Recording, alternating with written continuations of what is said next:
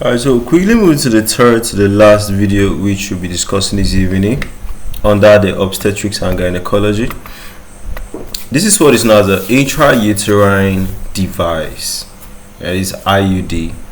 So, what is the intrauterine device? What is it used for? What's basically its applications? So, for the intrauterine device, will I say this is, as you're watching the video, this is basically your left, right? So on your left, you can actually see the different types of intrauterine devices we have. On the right, you can actually see how it is being placed, right into the uterus. So you might want to actually know the use of this thing. So for the intrauterine device, first of all, you should know that it's a T-shaped device. It's inserted into the uterus. So you are doing this because you want to prevent pregnancy. So it's one of the most effective forms of long-acting reversible contraceptions. So over 99% of them is effective and can last anywhere from 3 to 12 years. Can stay there for almost 3 to 12 years. Well, this is actually depending on the types, right? So quickly looking at the types. For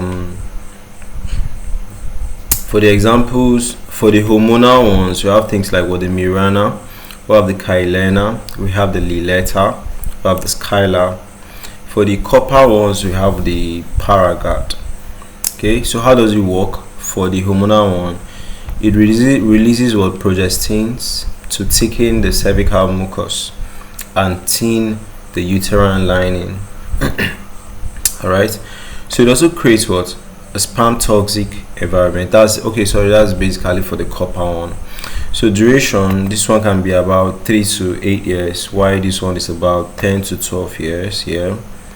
So period effects is it will make your periods be lighter or no periods at all, while this other one make your periods more heavy and even cramp.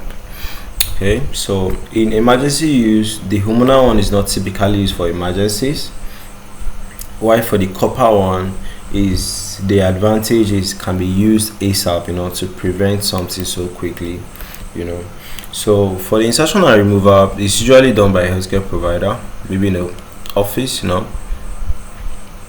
So some cramping or discomfort is normal during or after insertion. It can be ruled at any time if you want to get pregnant. So side effects and risks is cramping, spotting, or irregular bleeding, usually in the first few months. Rare side effects or rare risks is expulsion, perforation, and infection. Okay, so you should just know that this does not actually protect you against sexually transmitted infections. That's an intrauterine device.